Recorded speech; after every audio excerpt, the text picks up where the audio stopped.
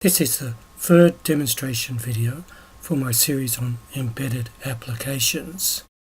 This application was set up with the ability to cross-compile to an ARM platform. This application was set up to work specifically with a family of microcontrollers produced by an American company called VBridge. It programs the microcontrollers over Bluetooth. This was produced for an American company called Medvis that produces medical devices for various contexts.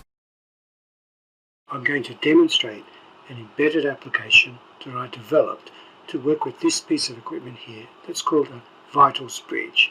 This equipment is used to generate real-time patient data used in the training of medical professionals. So this is an operating theatre, this is a patient vital signs display.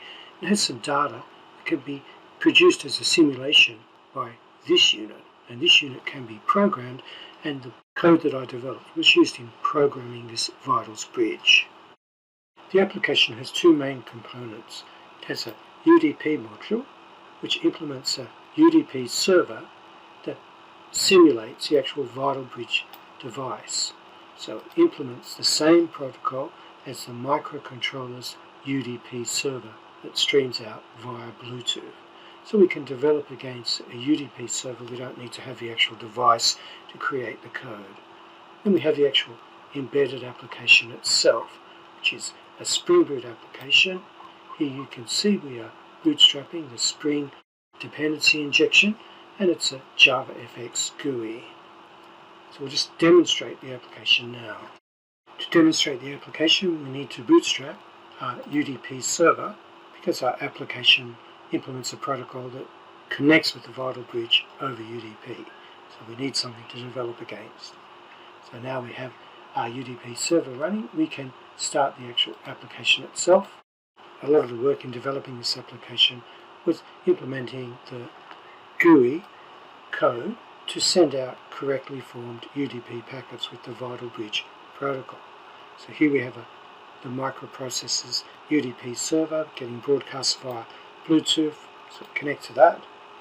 And now we're going to create a new simulation of that. They call these calibrations, so we can choose between a CO2 simulation or an SpO2 simulation. So we're going to create a new simulation. In the medical professionals' terms, they call these things calibrations. So we'll create a new one. There it is. Now we choose some attribute. They're calling this a Pleth waveform scale factor. It means something to the professional medical people. So now we just use a slider to select various points, and we broadcast these via UDP. So the UDP packets are getting created by this code and sent to the UDP server, implementing the protocol for the UDP server in the VBridge device. So we do that for 6 times, and we created the 6th time we created the calibration. So we have a calibration. Now we can create a new one for CO2 if we want. So that's the device. So it works with these VBridge microcontroller devices to create waveforms that display on a medical professional's patient vital signs display, and they can use these different calibrations or simulations to create different patient data scenarios where the medical professionals have to react to those changes in the waveform in the correct way. Just quickly talk about some interesting points in the code. So firstly, this is a Spring Boot application, but it's also a JavaFX application. So JavaFX has these annotations, so you can do this injection of JavaFX GUI objects. And when you do this injection, you're on the GUI thread. So here I am on the GUI thread. I call this bind method.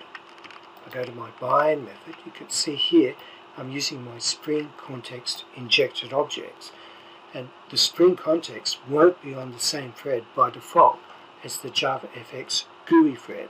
So we need to marry those two threads or join those two threads, put them together, and that's done in this code here. So if we look at our controller, so this is a JavaFX controller where we're using these annotations that inject these objects into this controller, we can see we have it set up as a Spring context object component. So we can actually get this controller from Spring application context. That's what happens here. And the JavaFX loader, we can set this context, Spring context, in the JavaFX loader. And by doing that, JavaFX annotations, such as @fxml, and Spring Boot annotations, such as autowired, all end up on the same thread, and we don't get the null pointer exceptions we would get if we didn't implement some sort of a strategy. And the strategy that I've outlined here works, and we don't get those null pointer exceptions. So you can see we have a JavaFX GUI application with JavaFX controllers and an FXML layer. And we have a Spring context injection. We have a service layer where we're using Spring components in conjunction with JavaFX GUI components.